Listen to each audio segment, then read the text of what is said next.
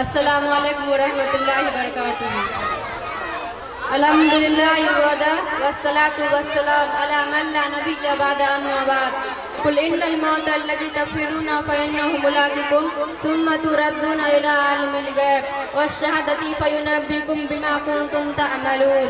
व क़ाला अन्नबिय्यु सल्लल्लाहु अलैहि वसल्लम कुफ़ि दुन्या कअन्नका ग़रीबुन आबिरुस सबील। पैगाम मर्ग से ए दिल क्यों तेरा दम निकलता है, पैगाम मर्ग से ए दिल क्यों तेरा दम निकलता है। मुसाफिर रोज जाते हैं रास्ता यूं ही चलता है। मोमिन कभी होता नहीं मौत से खौफ, मोमिन कभी होता नहीं मौत से खौफ। ईमान का जोर है बस अल्लाह से डरना। अमल से जिंदगी पर गाफिलों का फख्र करना, अमल से जिंदगी पर गाफिलों का फख्र करना। ये जीना कोई जीना है कि जिसके साथ मरना है। जगह जी लगाने की दुनिया नहीं है, जगह जी लगाने की दुनिया नहीं है। ये इबरत की जा है तमाशा नहीं है।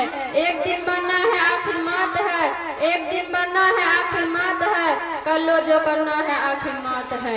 बरादरीन इस्लाम व मोहतरम हाज़रीन, मौत हर जानदार के लिए इतना भयानक और कैसा खतरनाक लफ्ज़ है। मौत से हर शख्स भागता है, बच्चा हो या जवान, बूढ़ा हो या बूढ़ी, मर्द हो या औरत, झोपड़ियों में रहने वाला या कोठियों में, देहातों का रहने वाला या शहरों का, मुसाफिर हो या मुकीम, मौत के उस तलखा घोट को कोई पीना गवारा नहीं करता। मौत की आवाज कोई सुनना नहीं चाहता, मगर उसके बावजूद भी मौत हर एक के पास आती है। कभी तो माँ की गोद में आती है और माँ की आरज़ू को खाक में मिलाकर रख देती है। कभी यह भरपूर जवानी में आती है और हजारों की तमन्ना पर पानी फेर देती है। कभी यह बुढ़ापे पे आती है, गर्ज मौत हर एक को आती है। फर्क उतना कि आज उनकी कल हमारी बारी है। इसी को अल्लाह रब्बुल इज़्ज़त ने कुरान करीम में उस तरह बयान फरमाया है, कुल इन्नल मौत अल्लज़ी तफ़िरूना मिन्हु फ़इन्नहु मुलाक़िकुम। ए नबी फरमा दीजिए, जिस मौत से तुम फरार करते हो वह तुम्हें कहीं जरूर मिलेगी और तुम्हें उस मालिक की तरफ लौटना है जो तुम्हारे ज़ाहिर और बातिन और अंदर और बाहर का लिम्न रखता है। और तुम्हें कल क़यामत के दिन जिसमें अव्वलीन आखिरीन जमा होंगे और नफ्सी नफ्सी का आलम होगा, तुम्हारे अमाल से तांबा करेगा।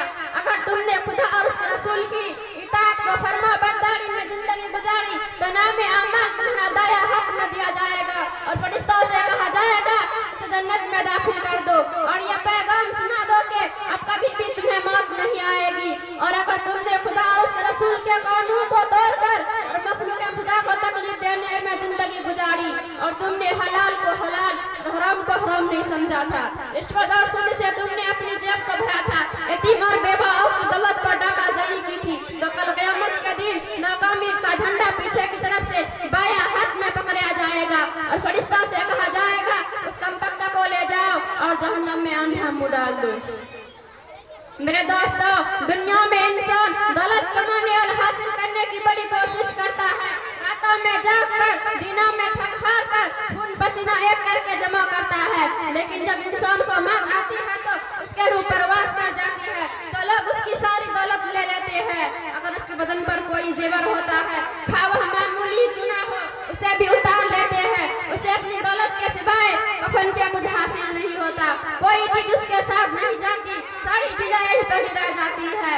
सिर्फ एक ही चीज उसके साथ, लोग नहला धुलाकर कफन पहनाकर कब्रिस्तान की तरफ चल देते हैं और कब्र में दफनाकर सारे लोग वापस आ जाते हैं। कोई उसके साथ नहीं रहता।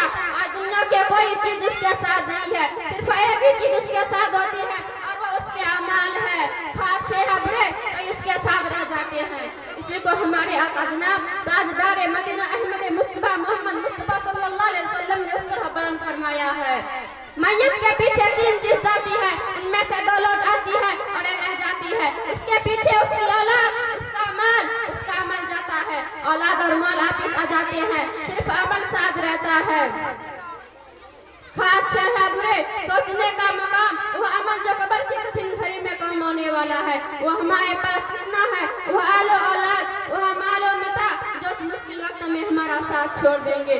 उसको जमा करने के लिए हम कितने फिक्रमंद हैं। जमा करने की क्या चीज थी, जमा क्या कर रहे हैं। मेरा निस्ने उसका नक्शा इस तरह खींचा है, क्या किया दुनिया से साहेब माल गए, क्या किया दुनिया से साहेब माल गए, ना दौलत साथ गए न छुपाल गए। पहुंचा तो लहद तक आए सब लोग, पहुंचा तो लहद तक आए सब लोग, गुमराह अगर गए तो अमाल गए। अजीज दोस्तों, सिकंदर बादशाह का नाम आपने सुना होगा, बहादुरी और शुजाअत में मशहूर था। नौजवानी का एक तो ईरान से चला और फतह करता हुआ हिंदुस्तान आ पहुंचा। सरजमीन पंजाब को फतह कर लिया और आगे ना बढ़ा। यहीं से जब वतन की तरफ वापस होने लगा तो उसकी तबीयत खराब हो गई और ऐसा मालूम होने लगा कि जान नहीं बचेगी।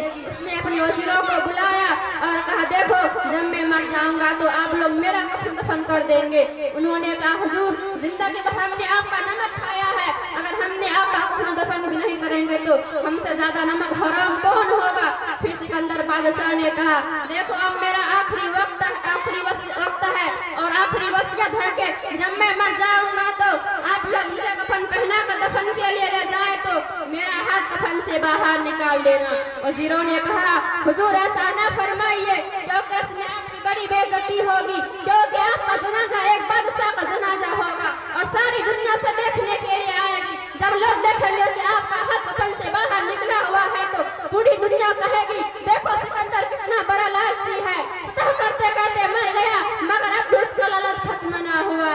सिकंदर बादशाह, इसमें बड़ी बेइज्जती है। सिकंदर बादशाह ने कहा, आप लोगों ने समझा ही नहीं, मैं इसलिए हाथ बाहर निकाल रहा हूँ ताकि लोगों को नसीहत हो के 7 मुल्कों का बादशाह आज जब दुनिया से जा रहा है तो वह भी खाली हाथ जा रहा है, उसके हाथ में 1 रुपया भी नहीं। दोस्तों, इतने बड़े बड़े बादशाह दुनिया से खाली हाथ गए, न दौलत साथ गई न तूफान गए। हमारे पास तो कुछ भी नहीं, हम तो बिल्कुल ही खाली हाथ जाएंगे, सिर्फ हमारे अमाल हमारे साथ जाएंगे। दोस्तों, आज का इंसान ये सोच रहा है कि अभी तो जवानी है, उससे कुछ फायदा उठाने दो, जब दाढ़ी पक जाएगी तो हम भी तुम्हारी तरह नमाज पढ़ लिया करेंगे, रोजा रख लिया करेंगे। हालांकि वो जानता है कि इंसान का मौत की गोद में भी आ सकती है, भरपूर जवानी में भी आ सकती है। मौत न तो किसी की जवानी देखती है और न ही किसी के असर वयास देखती है। चुनांचे अल्लाह रब्बुल इज्जत ने कुरान करीम में उस तरह बयान फरमाया है, इज़ा जा अजलहुम फला यस्तअखिरुन साअतन वला यस्तक़दिमून। इंसान को जब मौत आती है तो ना एक घड़ी पीछे आती है और ना ही एक घड़ी आगे आती है। इमाम मालिक का वाक़या आप लोगों ने सुना होगा। चुनांचे मुर्खैन ने किताब के औराक में उस तरह लिखा है कि इमाम मालिक के ख्वाब में आका मदनी सल्लल्लाहु अलैहि वसल्लम की ज़ियारत की तो पूछा, मेरे महबूब फरमा दीजिए मेरी मौत कब आएगी। पैगंबर सल्लल्लाहु अलैहि वसल्लम ने मुस्कुराकर आसमान की तरफ देखा और हाथी पर उंगलियां उठा दी। इमाम मालिक हैरान हुए कि आखिर 5 से 5 महीने या 5 हफ्ते या 5 दिन मुराद है। उल्लामा बिन शरीफ जो ख्वाब की ताबीर देने में वक्त के बड़े इमाम थे, उसके पास इमाम मालिक ने आदमी भेजा के हजरत से जाकर पूछ कर आओ उसकी ताबीर क्या है। कहने लगा कि ख्वाब किसी आम आदमी का नहीं बल्कि वक्त के इमाम और किसी बड़े आलिम का ख्वाब है। उस आदमी से पूछा, जरा बताओ ये ख्वाब किसने देखा है। राज जाहिर हुआ कि ख्वाब इमाम मालिक ने देखा है। उल्लामा बिन शरीफ ने कहा कि आका सल्लल्लाहु अलैहि वसल्लम ने कुरान की वही आयत पढ़ी है, हम सल्लल्लाहु अलैहि वसल्लम। ये मौत का इल्म इन 5 चीजों में से एक है जिसका इल्म अल्लाह के सिवा किसी को नहीं है। नंबर 1, इन्नल्लाह इंदहु इल्मुश शाअ, क़यामत कब आएगी ये इल्म अल्लाह के सिवा किसको है। नंबर 2, व युनज़्ज़िलुल गैस, बारिश कब आएगी। नंबर 3, यअलमु मा फिल अरहाम, औरत के रहम में बच्चा है बच्ची है, कच्चा है कच्ची है, 1 है 2 है, काला है भूरा है, पूरा है अधूरा है, चुस्त है चुस्त है, ये किसको पता है। नंबर 4, मा तदरी नफ्सुम माज़ा तक्सिबु गदा, कोई शख्स नहीं जानता कि कल उसका क्या अमल करेगा। नंबर 5, मा तदरी नफ्सुम बिअय्यि अर्ज़िन तमूत, मौत तुम्हें कहाँ आएगी ये इल्म सिवाय अल्लाह के किसको है। अज़ीज़ा, मौत की तैयारी करो। हम सफर में जाते हैं तो बेकायदा एक थैला होता है, बिस्तरा होता है, किराया होता है, इंतजाम होता है, एहतमाम होता है, तो हमारा एक लंबा सफर है कब्र से लेकर हशर तक। हज़रत सिद्दीक़ अकबर रज़ियल्लाहु अन्हु फरमाते हैं कि पैगंबर सल्लल्लाहु अलैहि वसल्लम के रफ़ी सिद्दीक़ अकबर फरमाते हैं कि जिसके पास कोई अमल नहीं, ना नमाज ना रोजा, और वह कफन पहनकर जा रहा है तो यूँ समझिए कि दरिया में बगैर कश्ती के जा रहा है, अब घर का होने के सिवाय कोई चारा नहीं। मेरे नबी सल्लल्लाहु अलैहि वसल्लम हर जुम्मा को मस्जिद नबवी से निकलकर जन्नतुल बकी जाया करते थे और फरमाया करते थे, मेरे सहाबा तुम भी चलो ताकि उस शहर खामोशों को देखें जहाँ लोग सोए तो उठे नहीं, चुप है के बोलते नहीं, गए तो आते नहीं, गुम हुए तो नजर आते नहीं। अजीजा, याद रखो एक ना एक दिन मौत हर एक का दरवाजा खटखटाएगी, इसलिए अपनी मौत से पहले अपनी आखिरत की तैयारी कर लो। दूसरों को अपने कंधों पर रखकर ये व्रत हासिल करो कि कल तुमको भी दूसरों के कंधों पर सवार होकर शायद खामोश हो जाना है। आज जिस तरह वो खाली हाथ जा रहा है, कल तुमको भी उसी तरह खाली हाथ जाना है। अल्लाह तबारक व तआला हमें और आपको इन बातों पर अमल करने की तौफीक अता फरमाए। आमीन। व आखिर दवाना अल्हम्दुलिल्लाहि रब्बिल आलमीन। बहुत ही अच्छा, ये आप लोगों ने खुद ही सुना भी और आप लोग देखे भी। ये स्कूल, ये मदरसा की बच्चियां नहीं है, ये इस स्कूल की बच्चियां हैं। इस स्कूल में आप खुद देखें किस प्रकार की पढ़ाई होती है। स्कूल में जहां तक जो होता है वहां तक सब चीज मुमकिन करने की कोशिश करते हैं, हम कर रहे भी हैं और करने की कोशिश भी करते हैं, और इंशाअल्लाह जहां तक भी होगा वहां तक पूरा करेंगे। इन्हीं के बीच मैं आप बुलाना चाहता हूं अंसार को नाच के लिए। क्लास 1 से अंसार, जितने आदमी आप लोग खड़े हैं, मैं आप सबसे विनम्र निवेदन करता हूं कि आप लोग बैठ जाएं और